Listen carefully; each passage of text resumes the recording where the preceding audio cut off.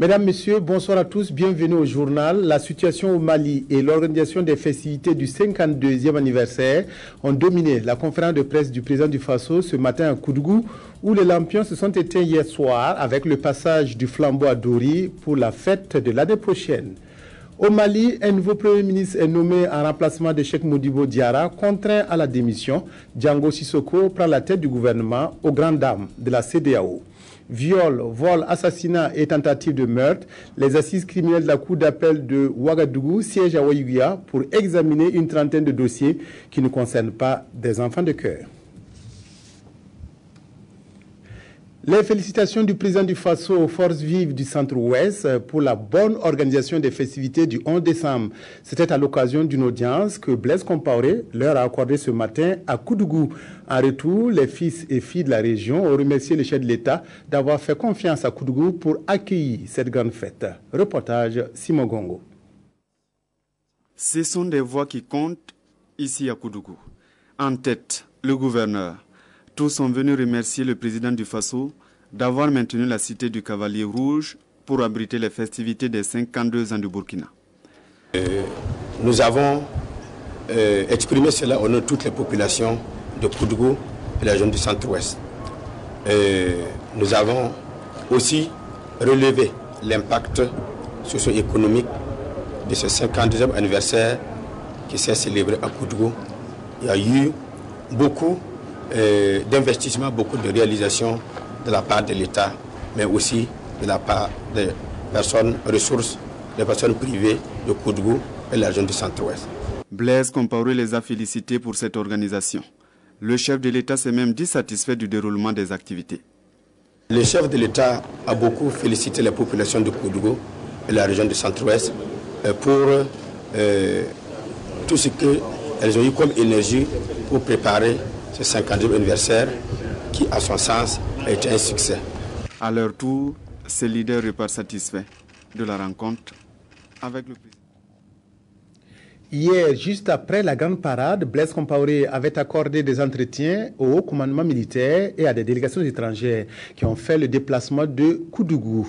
Ainsi, les délégations du Ghana, de la Côte d'Ivoire, du Niger et du Togo ont été chaleureusement remerciés par le président du Faso pour leur implication dans les festivités du 11 décembre. Le président du Faso s'est prêté aux questions des journalistes ce matin à Koudougou. Deux sujets ont été évoqués au cours de cette conférence de presse.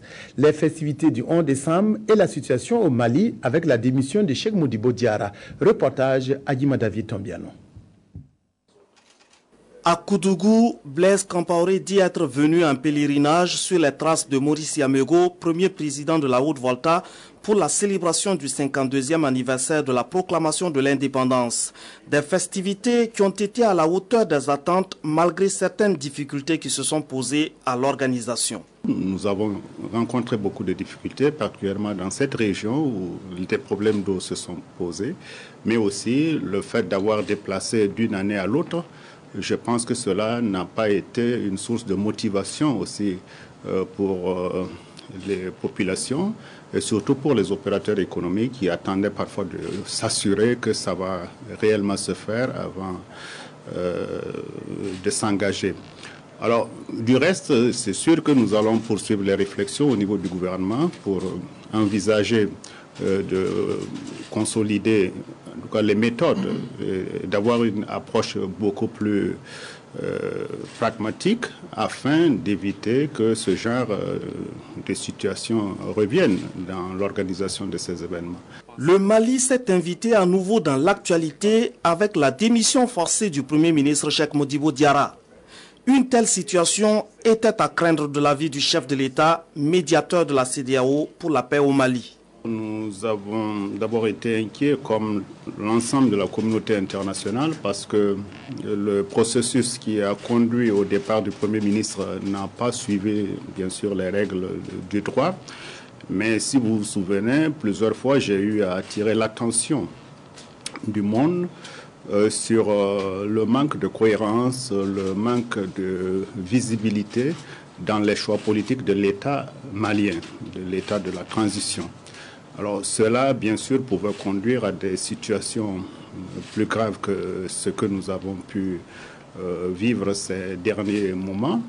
Mais nous espérons que très bientôt un gouvernement sera mis en place et qu'il va s'atteler vraiment avec beaucoup de détermination à assurer un dialogue intérieur beaucoup plus fécond, mobiliser réellement l'ensemble des composantes politiques et sociales du Mali pour gérer cette crise, mais aussi se mettre à notre disposition dans le processus de paix engagé avec la communauté internationale et bien sûr toutes les parties prenantes, le gouvernement, les mouvements rebelles, afin que nous puissions dégager très rapidement un plan de paix pour assurer une fin de cette crise qui commence vraiment à durer.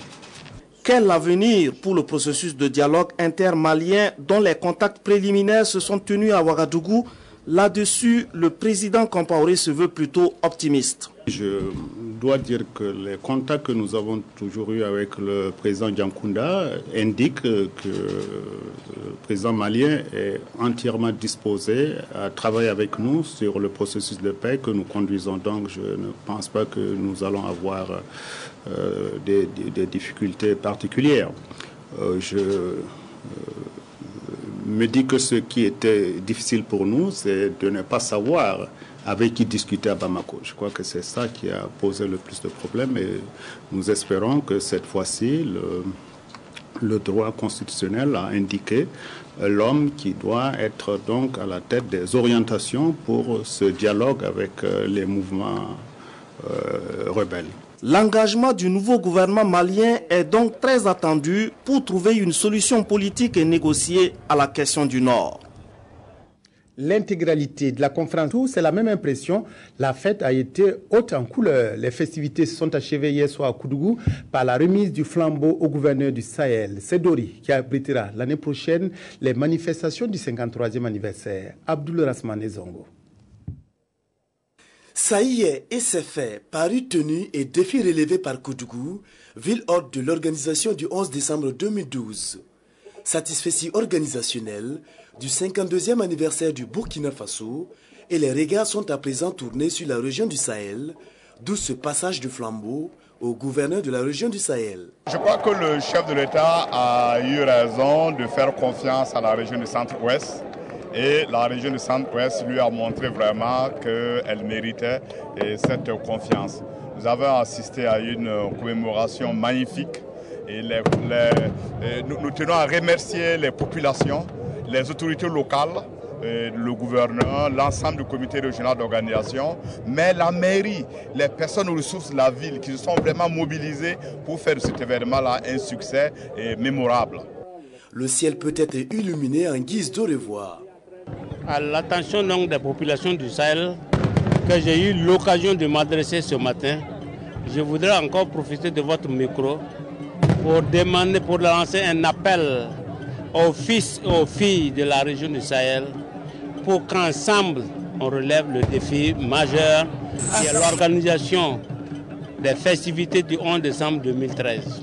La réussite dans la célébration de la fête anniversaire du Burkina Faso dans la cité du Cavalier Rouge commande aux autres régions en liste le même défi, sinon de faire mieux.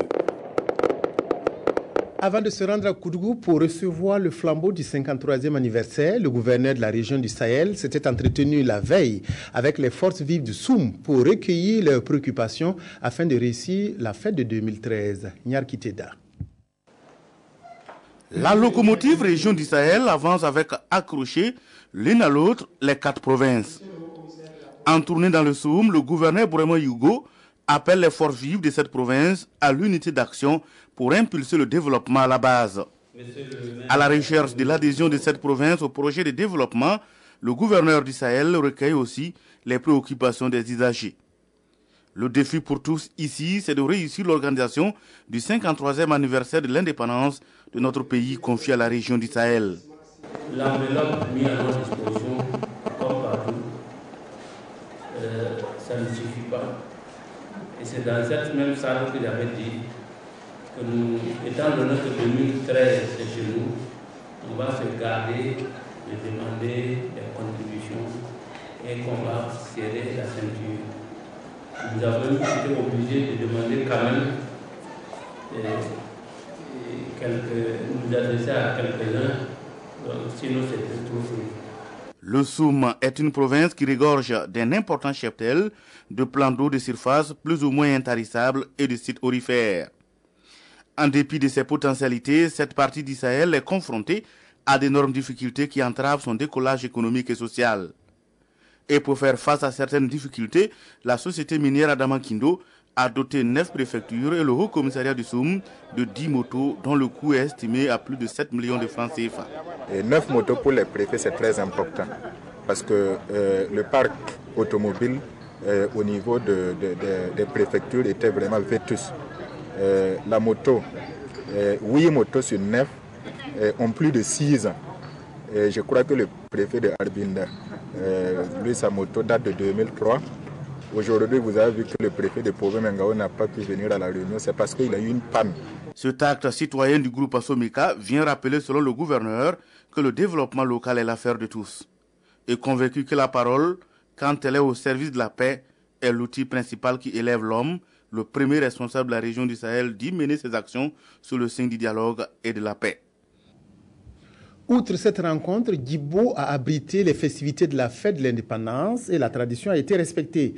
Discours, décorations, défilés et expositions ont rythmé cette belle journée d'hier au chef-lieu du Soum, Symphorien-Somda. C'est Djibo, capitale de la province du Soum, qui a abrité cette année la cérémonie commémorative du 52e anniversaire de la fête de l'indépendance dans cette partie du Burkina. La cérémonie a connu une mobilisation de la population venue des 4 coins du Sahel. Le gouverneur, dans son message, a passé en revue les succès engrangés dans sa région. Il dit s'appuyer sur les faiblesses pour travailler à relever les défis. Au total, 35 récipiendaires ont reçu des médailles dans la région du Sahel, soit un officier de l'ordre national, 9 chevaliers de l'ordre national, 20 chevaliers de l'ordre de mérite et 3 des palmes académiques. Grâce à l'appui de tous, que je crois j'ai mérité en tout cas la confiance de ma hiérarchie. Donc c'est vraiment un honneur pour moi personnellement, aussi un honneur pour la province, parce que je crois que ça fait une année que je suis à la tête de cette province et effectivement je crois que la hiérarchie a cru à ce que nous avons fait. C'est un sentiment de joie. Je suis très contente aujourd'hui parce que mes supérieurs m'ont fait confiance et c'est leur reconnaissance envers moi comme ça. Cette médaille, je vais la dédier à tous mes supérieurs, à mon haut commissaire et à mes parents qui sont à la maison, qui m'ont encouragé pour que je sois ce que je suis aujourd'hui. Le gouverneur a saisi l'occasion pour appeler la population à la mobilisation pour l'organisation du 53e anniversaire de l'indépendance à Dori, dans le Sahel. Un grand défilé a mis fin à cette fête de l'indépendance à Djibo. Toujours la même ferveur autour de la fête du 11 décembre. C'est à Gaïri que la région de l'Est a battu le rappel de ses forces vives pour une célébration de la fête de l'indépendance qui a marqué tous les esprits. Nyarkiteda. Pour les 52 ans d'indépendance du Burkina Faso, la région de l'Est et plus précisément la province de la Komandiari a reçu comme cadeau d'anniversaire une ambulance équipée d'une valeur de 11 millions de francs CFA et une enveloppe d'1 million pour le carburant.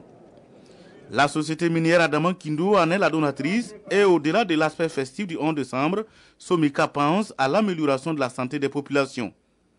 Et qui dit mieux que le médecin-chef du district sanitaire de Gaïri pour mesurer la portée de ces cadeaux d'anniversaire. On est vraiment soulagé parce qu'on a quand même souffert pendant un peu de temps du fait de l'absence de l'ambulance. Mais quand on avait une urgence, il faut faire appel à l'ambulance de Fada qui va quitter 80 km pour aller, notre dernier CSPS est à 130 km. Donc vous voyez que ce n'est pas facile quand il s'agit d'une urgence. Surtout quand c'est au niveau de la maternité, les urgences obstétricales sont là.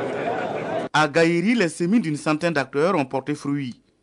Ici, ils reçoivent la reconnaissance de toute une nation, fière de leur action au profit de son développement et de la promotion de la paix. Permettez-moi de saluer l'ardeur au travail, les sacrifices consentis par la laborieuse population du Gourmou, le courage inaltérable des travailleurs des différentes branches d'activité, à qui revient le mérite de tout ce qui concourt à la paix, au travail bien fait. C'est en effet par le travail bien fait que nous pourrons accélérer la croissance économique, réduire la pauvreté, améliorer la vie et placer notre région sur le chemin du développement durable. La parade civile et militaire a clos la commémoration du 11 décembre à Gaïeri. La région de l'Est, comme un seul homme, s'est mobilisée pour que la fête soit belle. La délocalisation régionale a permis au Centre Nord de fêter le 11 décembre à Boulsa, dans le Namentenga. Les temps forts de cette célébration ont été la cérémonie de décoration et le défilé militaire et civil. Tanga Kafando. Boulsa, dans le Namentenga, à la remorque de la souveraineté nationale et internationale du Burkina Faso. La région du Centre-Nord s'associe aux autres régions pour saluer le patriotisme, le courage et l'ardeur au travail des dévanciers. Si le Faso est indépendant, c'est bien au prix de 1000 efforts et ce 11 décembre dans la région du Centre-Nord sonne à la fois comme un devoir de mémoire et une invite à maintenir allumée la flamme de l'espérance. Le thème retenu pour la célébration du 11 décembre 2012 est assez évocateur à ce sujet. Il stipule citoyenneté, dialogue, paix, socle d'une nation prospère et solidaire. Ce thème est une exhortation à notre peuple à faire de la citoyenneté responsable, du dialogue et de la paix sociale le socle d'un développement durable et partagé. Je voudrais du haut de cette tribune inviter les populations de la région du Centre-Nord à renforcer et à consolider le processus de dialogue et de paix que nous avons ensemble amorcé après les troubles sociaux et politiques enregistrés en 2011 et en 2012 dans plusieurs localités de la région du Centre-Nord. Je vous félicite déjà pour le chemin parcouru qui a permis la création des cadres de concertation à tous les niveaux et à l'apaisement de plusieurs foyers de tension à travers les 3 provinces de la région du Centre-Nord. Après les semis, voici le temps de la moisson pour ces hommes et femmes de la région du Centre-Nord qui ont donné un peu de leur temps et de leur énergie pour le rayonnement de la nation burkinabé. Au total, 42 personnes ont été distinguées, les unes dans l'ordre national et les autres dans l'ordre du mérite et la médaille d'honneur des collectivités. La région du Centre-Nord, qui abrite la première région militaire, a pu apprécier les pas lents, cadencés ou bloqués des forces de défense et de sécurité. Les civils ont aussi paradé pour le plaisir des yeux, mais aussi pour exprimer leur attachement à la mère patrie. Pau, dans le Naouri, a accueilli les invités du Centre-Sud pour les manifestations du 11 décembre dans la région. Comme un peu partout, décorations, défilés et réjouissances populaires ont marqué cette belle journée. Précision, Nyarkiteda. Dans le Centre-Sud, la tradition a été également respectée. C'est à l'unisson que les populations ont célébré à Pau, dans le Naouri, le 11 décembre 2012, le 52e anniversaire de l'accession à l'indépendance du Burkina Faso. Moment d'introspection pour faire le bilan de 12 mois écoulés et de faire la projection pour l'avenir. Au Centre-Sud, la règle a été respectée.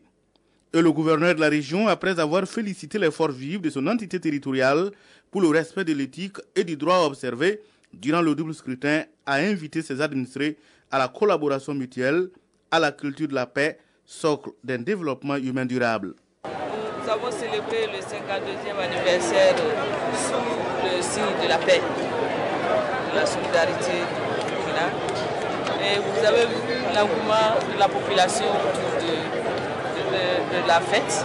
Ça veut dire que déjà, nous savons que les gens adhèrent à la paix. Les gens savent aujourd'hui que la paix est devant toute chose, toute réussite, tout développement. À Pau, 35 personnes ont vu leur effort récompensé pour le travail bien fait. Cette distinction est par ailleurs pour moi une invite à plus d'ardeur au travail, à plus d'abnégation et je pense que je ferai tout pour ne pas décevoir, je ferai tout pour mériter la distinction qui vient de m'être faite. La commémoration du 11 décembre à Pau pour le compte de la région du Centre-Sud a connu la participation d'une forte délégation ghanéenne avec à sa tête le ministre régional de Upper East Regions. Tout comme dans les autres localités, les populations de Pau ont eu droit à une grande parade civile, militaire et paramilitaire, dont les passages de la troupe théâtrale zonaux, des archers de Pau, de l'association des pêcheurs et du détachement commandos de peau ont particulièrement retenu l'attention de l'assistance. La région du Nord s'est donné rendez-vous à Yako dans le Passoré pour célébrer le 52e anniversaire de la fête de l'indépendance. Autorités et populations ont communié dans un esprit de cohésion et de paix pour bâtir leur région. C'est Sylvestre Dar.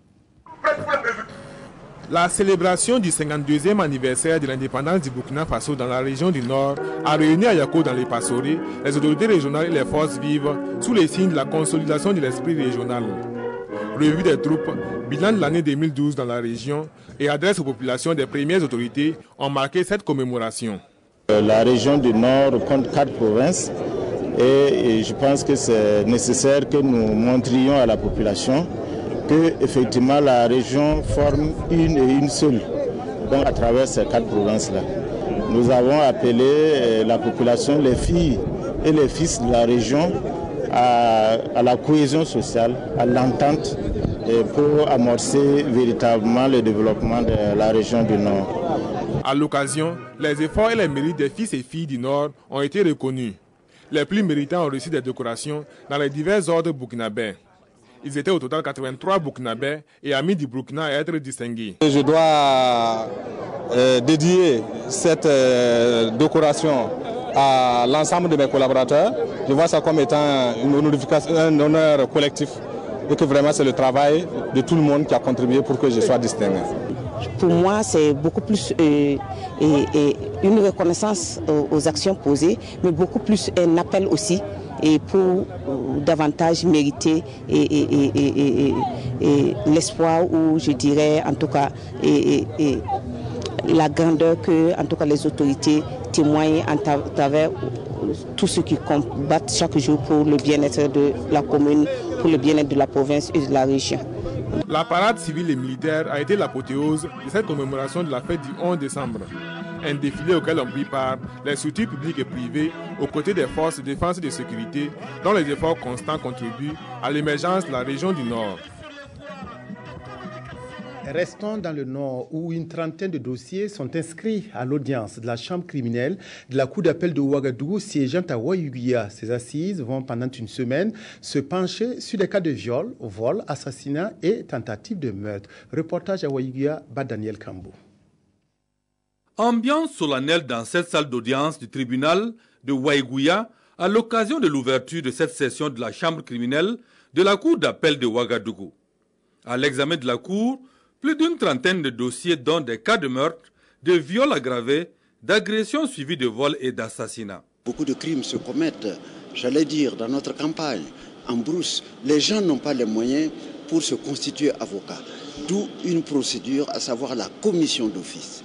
L'État, par le parquet général, par la cour d'appel, sollicite, demande à M. le bâtonnier de désigner un certain nombre d'avocats qui se mettront à côté des accusés qui n'auraient pas les moyens de se constituer avocats et les défendre afin qu'ils puissent être et assistés, mais surtout qu'ils puissent défendre réellement leur cause. Tout commence par la désignation des jurés, personnes ressources choisies parmi les populations qui auront le privilège de siéger aux côtés des spécialistes de la justice. Le but, impliquer les bénéficiaires du droit que sont les non-professionnels dans l'examen des dossiers et les décisions à rendre. Le législateur a estimé que c'est des cas graves qui vont être jugés. Et ces cas graves doivent être jugés non seulement par des juges professionnels, mais par des juges non professionnels. Et ces juges non professionnels sont les jurés. Et ces jurés sont choisis parmi la population de là où les faits ont été commis. Parce que, pourquoi la population de là où ça a été commis des jurés? Parce qu'on estime qu'eux, ils connaissent les phénomènes criminels dans la région. Ils comprennent pourquoi des actes peuvent être posés. Et ils viennent appuyer les juges pour rendre un jugement. Les assises criminelles de Ouayouguia sont prévues pour durer une semaine. Leur objectif, rendre la justice mais aussi rapprocher la justice du justiciable. On reparle des élections couplées du 2 décembre en termes de bilan des observateurs. Le réseau international des observateurs électoraux a fait samedi dernier le point de sa participation aux élections municipales et législatives de décembre. Ce réseau juge acceptable le déroulement du scrutin malgré quelques insuffisances. Salinana. Les 90 observateurs du réseau international des observateurs électoraux qualifient l'organisation du double scrutin du 2 décembre d'acceptable. Après avoir parcouru les différentes villes du pays et sur la base des rapports de mission, les observateurs du réseau notent une campagne qui s'est déroulée dans un climat d'apaisement, de sérénité, de respect mutuel entre les candidats. Le réseau international des observateurs internationaux électoraux salue le sens civique de la population burkinabé, note et apprécie le climat pacifique et serein lors de la campagne et au cours du déroulement des opérateurs électoraux. Adresse un satisfecit à l'ensemble de la presse burkinabé pour la qualité des supports médiatiques. Considère sous toutes les réserves que ces élections couplées législatives et municipales du 2 décembre 2012 est globalement acceptable. Les observateurs ont relevé des insuffisances qui, selon eux, n'ont eu aucun impact sur le bon déroulement du vote et ne sauraient remettre en cause la crédibilité du scrutin. Et dans le souci d'améliorer les échéances électorales à venir au Burkina, le réseau a aussi formulé des recommandations. Le réseau international des observateurs électoraux, RIO, recommande le renforcement des capacités de la CENI et des démembrements dans le sens de leur professionnalisation. La mobilisation, l'encadrement et l'implication de la société civile nationale au processus électoral. L'encouragement des partis politiques et de la société civile au renforcement de l'éducation et de la formation de la population à des fins électorales. Le réseau international des observateurs électoraux est basé à Lomé, au Togo. Il est issu d'un regroupement d'ONG d'Afrique centrale et occidentale. Même son de cloche du côté du réseau burkinabé pour la défense des droits humains. Il estime que le scrutin s'est bien déroulé en dépit de quelques imperfections. Karim Patrick Namwano. Le réseau burkinabé pour la défense des droits humains livre à la presse son constat du déroulement des élections. Ses membres ont parcouru 45 provinces pour superviser les élections couplées. Le bilan est globalement satisfaisant au regard des constats faits. Nous avons mené l'action sur les centres provinciaux de compilation des résultats. Et ce que nous avons pu observer comme force, c'est surtout l'existence de ces centres de compilation des résultats au niveau des CECI, au niveau des CEPI et au niveau de la CENI. Et c'est une bonne chose. Il y a aussi le gain du temps en mettant en place la technologie VSAT qui a permis quand même, quoi qu'on dise, d'avoir du temps par rapport à la proclamation des résultats. Et nous pensons que c'est une bonne chose, dans la mesure où, quand vous regardez un peu les résultats, non seulement le taux de participation environne les 76%, ce qui est une bonne chose, et aussi il y a une certaine répartition égale et équitable en termes de quotas pour les partis. La présence d'observateurs, d'agents de sécurité, de représentants de partis politiques dans les bureaux de vote a contribué au bon déroulement des élections. Cependant, quelques imperfections méritent d'être corrigées. Nous avons noté comme majeure insuffisance l'acheminement très tardif des données électorales. Ça veut dire que le système voudrait que dès lors que les documents ont été faits, qu'on puisse donc au niveau des commissions électorales d'arrondissement et des commissions électorales communales indépendantes acheminer donc les données vers les CEPI pour la compilation. Mais là, nous avons remarqué effectivement des acheminements très tardifs. Le réseau burkinabé pour la défense des droits humains loue en conclusion la bonne tenue des élections, témoignage de l'avancée démocratique du Burkina Faso. 3 pays de la sous-région, le Burkina, le Mali et le Niger, ont été choisis pour des études sur la participation citoyenne.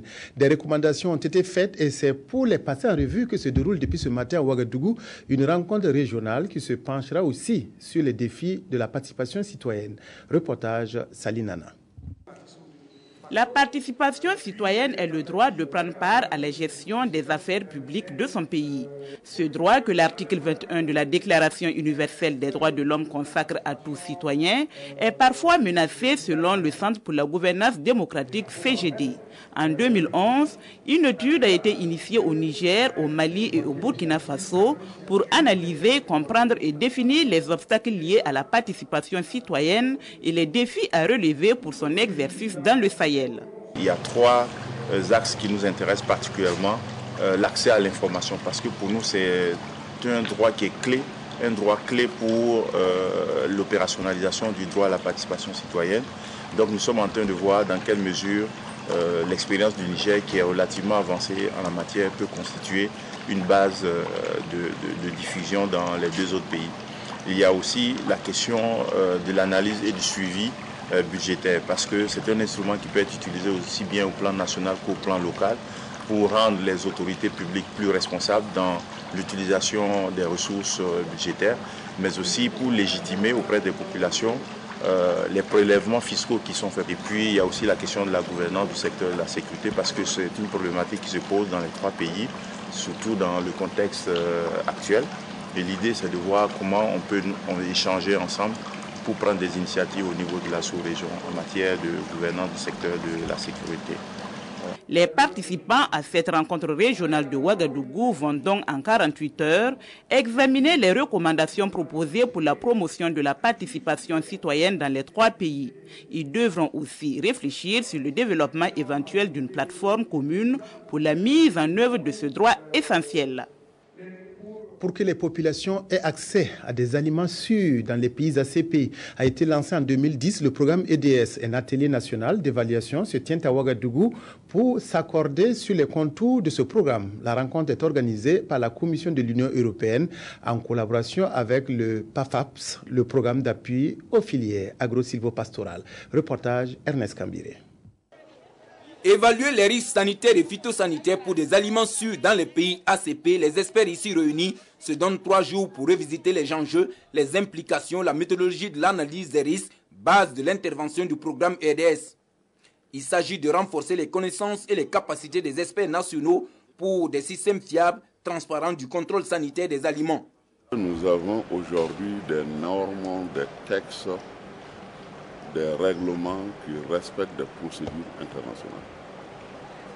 Et parmi ces règles, parmi ces normes, l'aspect sécurité sanitaire et phytosanitaire est un aspect extrêmement important pour tous les pays à travers le monde. Sécurité sanitaire pour la population, problème de santé publique. C'est de voir par rapport à nos lois, qu'est-ce que nous pouvons faire pour mettre en place et développer un système national sur la sécurité sanitaire et phytosanitaire au Burkina. Garantir la sécurité sanitaire des aliments, ces experts tenteront d'améliorer les échanges sur les concepts de gouvernance en SPS, de gouvernance sur mesure ou encore sur les bonnes pratiques en entreprise à même de minimiser les risques sanitaires des aliments. En collaboration avec le PAFASP, cet atelier regroupe déjà des experts qui ont eu à répondre à un appel à manifestation d'intérêt pour mettre en place un groupe technique de travail sur l'évaluation des risques, mais également les représentants des différents ministères qui s'occupent du contrôle officiel des denrées alimentaires. L'objectif, c'est justement de partager et d'avoir une vision commune des enjeux et implications de l'évaluation des risques au plan international, de manière à ce qu'à la fin de cet atelier, que les participants puissent convenir d'un plan d'action qui nous servira de plan de travail pour les mois à venir.